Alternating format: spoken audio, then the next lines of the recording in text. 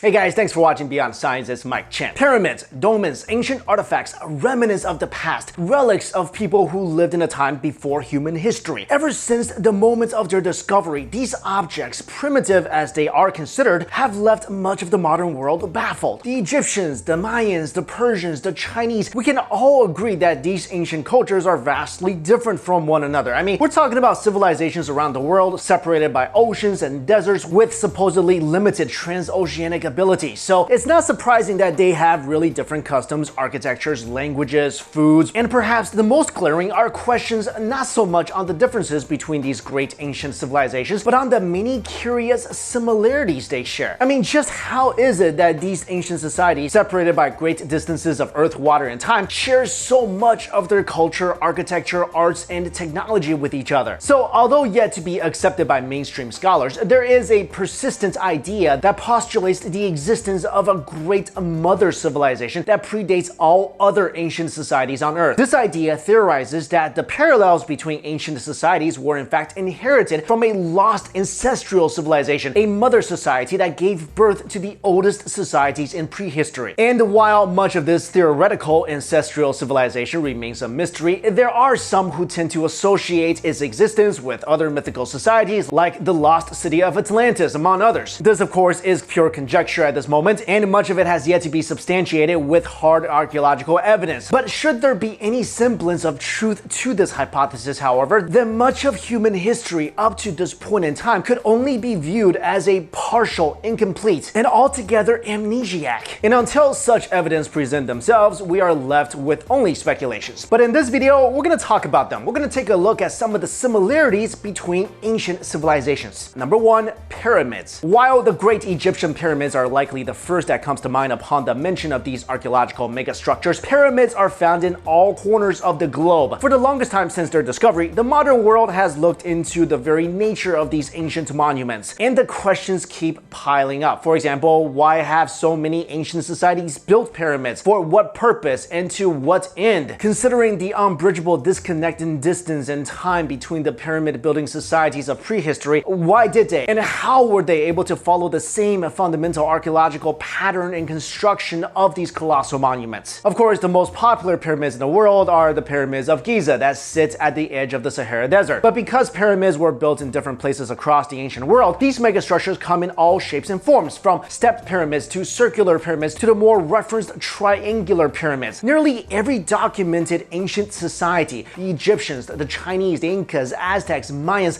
constructed great pyramids that to this day challenge our understanding of early human civilization. And the very purpose of the pyramids themselves remain a subject of much guesswork and debate. Some people believe that the pyramids were in fact grand tombs for ancient royalties and nothing more. Some speculate they work doubly as storage structure for mounds of unspeakable riches, while others see them as monuments to honor the deities of the old world, man-made mountains that bring the realm of the gods within grasp of the ancestors. And the shroud of mystery surrounding the existence of pyramids has only thickened in recent years when experts confirmed that these megastructures are astronomically aligned with particular constellations. This celestial connection is embedded most prominently into the pyramids of the Giza Plateau and the pyramids of ancient China, which are all built in perfect alignment to the constellation of Orion. Next up, Sphinx, an enigmatic mythological creature with the head of a human being and the body of a lion. The Sphinx is among the most curious symbols in ancient history. Although popularly recognized as an ancient Egyptian invention, the Sphinx has embedded itself quite profoundly into the many ancient cultures of the world. The Sphinx is widely represented in sculptures, pottery vessels, and general art objects of the ancient Greek, Mycenaean, Assyrian, Persian, and Phoenician civilizations. Although believed to have been born in ancient Egypt, the Sphinx, as we call it today, received its name from ancient Greek culture, where it was an equally popular and a rather infamous symbol. It is widely believed that the Sphinx first appeared in Greece around 7th century BCE. It was during this time that the symbolic creature became vastly represented in stone sculptures, and as opposed to the Egyptian Sphinx, which has a man's head and a lion's body, the Sphinx of the ancient Greeks has the head of a woman, the body of a lion, and at times the wings of a bird and tail of a serpent. And while the Egyptian Sphinx was revered for its benevolence, the Sphinx of the ancient Greeks was mythologized as a monstrous and a ravenous creature that consumes those who fail to solve its riddles. Also, until a few years ago, the oldest known Sphinx Sphinx in existence was the one found in Göbekli Tepe Temple in Turkey. The Göbekli Tepe Sphinx was dated back to 9500 BCE. Today, however, this long-held belief is being challenged by new geological findings that forces experts to reconsider the accepted age of the Great Sphinx of Giza. This new and rather provoking research suggests that the Giza Sphinx could be much older than the accepted estimated age at 2500 years old. In fact, not only is it older than the Göbekli Tepe Sphinx, but it may have been around for about 800,000 years. Otherwise referred to as chrome leg, portal tomb, or portal grave, dolmens are among the most popular megalithic structures of the ancient world. Ruins suggest that dolmens were either erected on their own or as part of a monolith group. In terms of its architecture, a dolmen is a single-chamber megalithic tomb consisting of 2 or more monolithic walls that support a capstone table. Now, the accepted belief is that dolmens were used as tombs by our ancestors. However, considering two things, the lack of human remains in these ancient structures and the very particular construction features that were integrated into these megaliths, the suggestion that dolmens were solely built for funeral purposes seem to be far from definitive. Despite having existed in different parts of the ancient world and at different points in prehistory, many ancient civilizations shared the seemingly cultural disposition to build dolmens. Remnants of these megaliths have been found in parts of America, in Europe, in the Middle East, in Syria, in Africa, in Algeria, and in Asia, in countries like India, China, Korea, and Japan. Dated to be 3,000 years old, the Stonehenge in England is probably the best known dolmen in the modern world, and the oldest known dolmens stand in Western Europe, which archaeologists date to be at least 7,000 years old. As it is, researchers still have a very difficult time identifying the ancient societies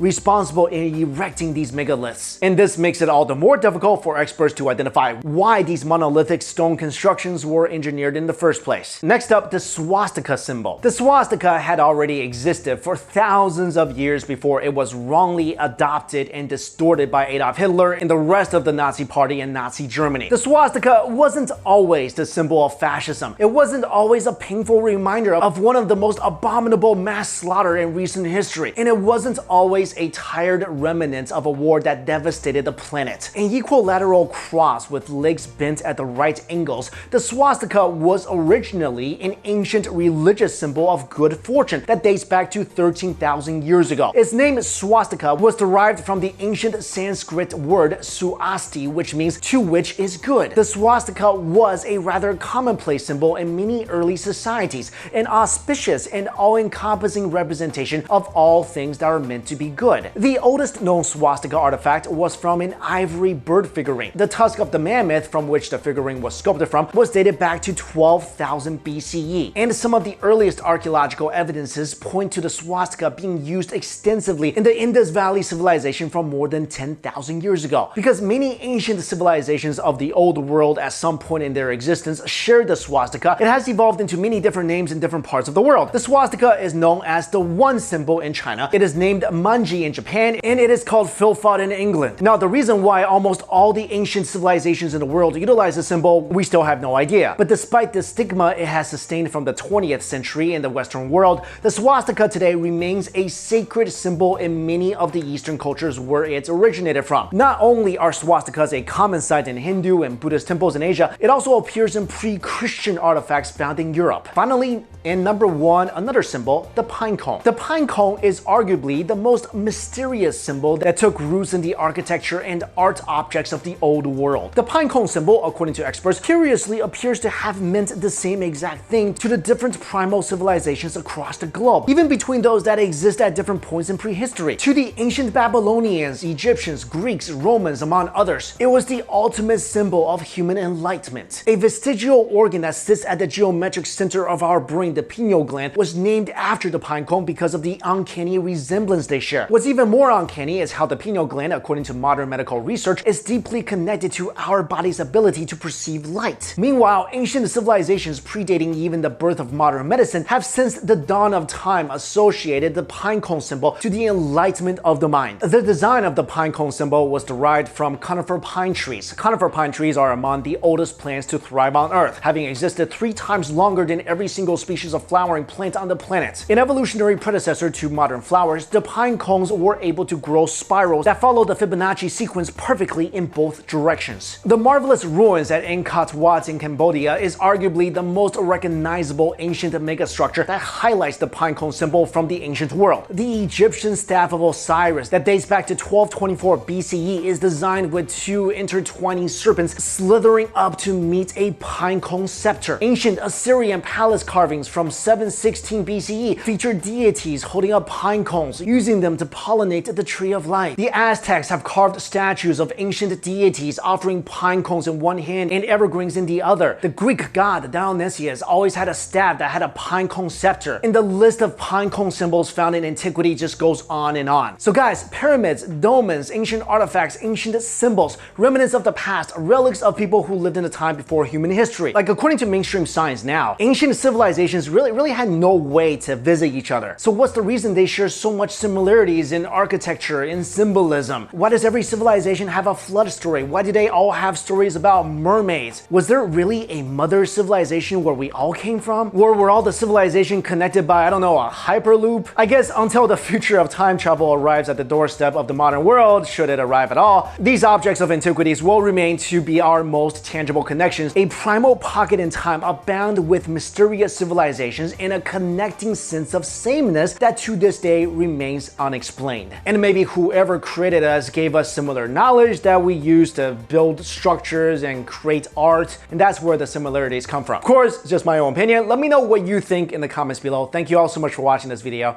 See you later.